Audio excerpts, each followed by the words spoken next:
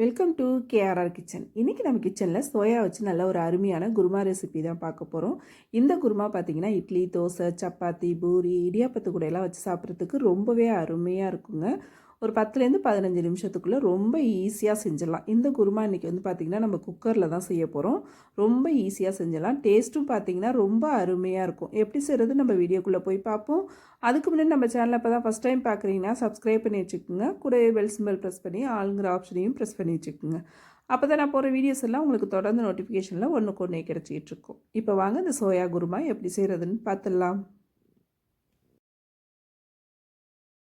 இப்போ ஒரு mixie jar எடுத்துக்கங்க. அதில் 1 கப் அளவுக்கு தேங்காய் துருவல் சேர்த்துக்கிறேன். மீடியம் சைஸில் உள்ள தேங்காய் மூடி ஒரு ஃபுல் மூடி துருவி எடுத்து வச்சுருக்கேன், அதை சேர்த்துக்கிறேன். இது கூடவே பார்த்தீங்கன்னா ஒரு 6-7 பச்சை மிளகாய் சேர்த்துக்கிறேன். இது வந்து ரொம்ப சின்ன மிளகாயாக இருக்குது, அதனால 6-7 சேர்த்துருக்கேன். பெருசாக இருந்ததுன்னா நீங்கள் ஒரு 4 சேர்த்திங்கனாலே போதும். 1 டீஸ்பூன் அளவுக்கு சோம்பு, 1 டீஸ்பூன் அளவுக்கு கசகசா சேர்த்துக்கிறேன். இது கூடவே பார்த்தீங்கன்னா 1 டீஸ்பூன் அளவுக்கு பொட்டுக்கல்லையும் சேர்த்துக்கிறேன்.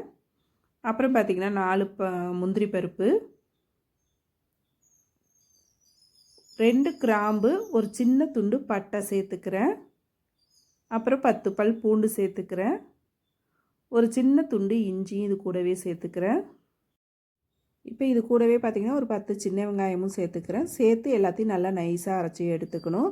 தண்ணி விட்டு நல்லா கொஞ்சம் கொஞ்சமாக தண்ணி விட்டு நைஸாக அரைச்சி எடுத்துகிட்டு வந்துக்குவோம். இதில் சேர்த்துருக்க பொருள்கள் எல்லாம் வந்து பார்த்திங்கன்னா அளவுகளோட டிஸ்கிரிப்ஷன் பாக்ஸில் கொடுக்குறேன், தேவைப்படுறவங்க செக் பண்ணிக்கோங்க.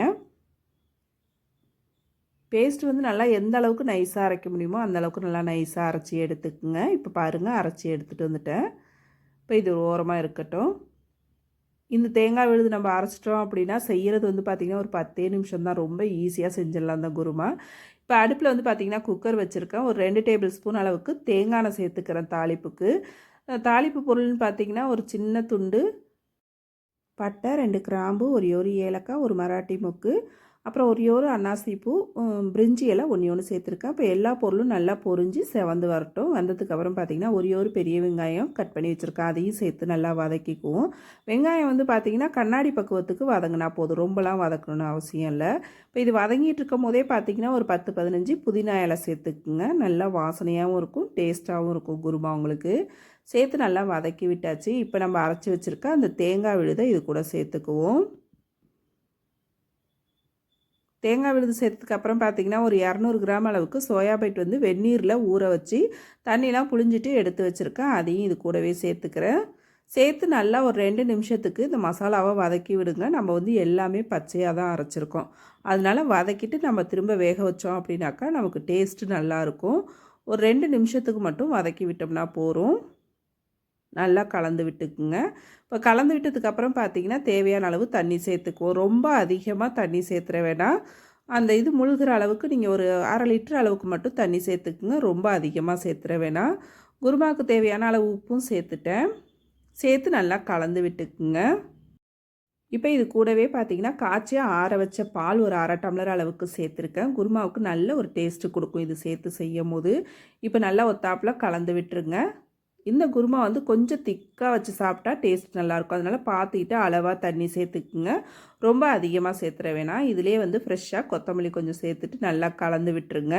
கலந்து விட்டு குக்கர் மூடி போட்டு நம்ம 2 விசில் வச்சா போதும். ரொம்ப அதிகமாகலாம் வைக்கணும்னு அவசியம் இல்லை. ஒரு 2 விசில் மட்டும் வச்சு எடுத்துக்குங்க. டக்குன்னு ஒரு 5 நிமிஷத்தில் நமக்கு குருமா ரெடி ஆகிடும்.